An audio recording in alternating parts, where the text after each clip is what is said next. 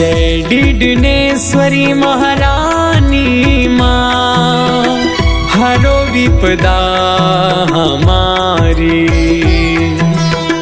जय जगदम्बा भवानी माँ, हरो विपदा हमारी। जय डिडनेश्वरी महारानी माँ, हरो विपदा हमारी। जय जगदम्बा भवानी माँ, हरो विपदा हमारी।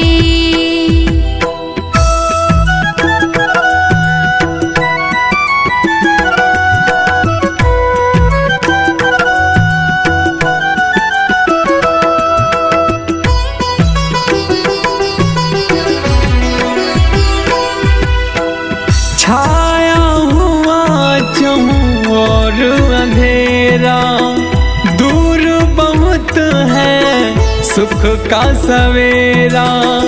दूर बहुत है सुख का सवेरा, तुम हो जोत की खानी माँ, हरो विपदा हमारी। जय जगदम्बा भवानी माँ, हरो विपदा हमारी।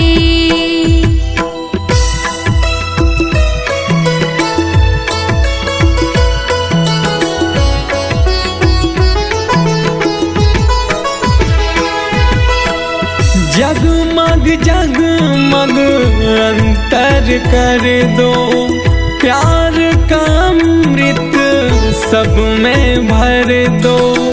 प्यार का अमृत सब में भर दो, हे वरदानी दयानी माँ, हरो विपदा हमारी। जय जगदम्बा भवानी माँ, हरो विपदा हमारी।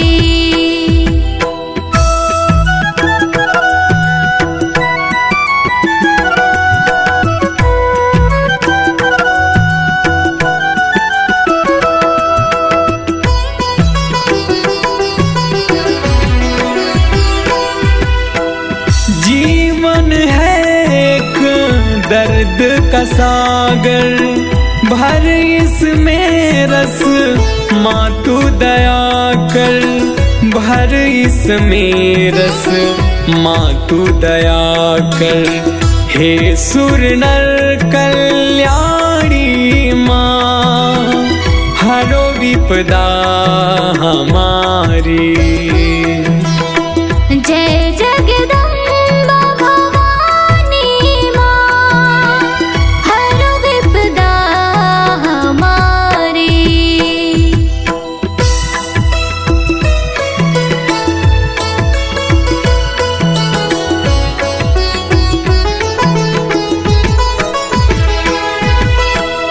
दृष्टि सजल दो, मन निर्मल दो, भाव सरल दो, भक्ति अटल दो।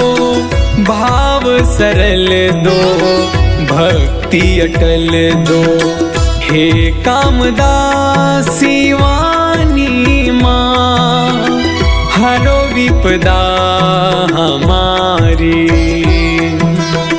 जय जगदम्बा भवानी माँ, हरो विपदा हमारी।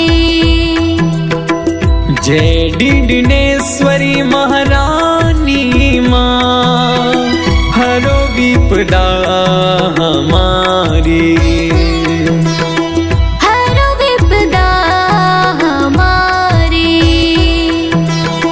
हरो विपदा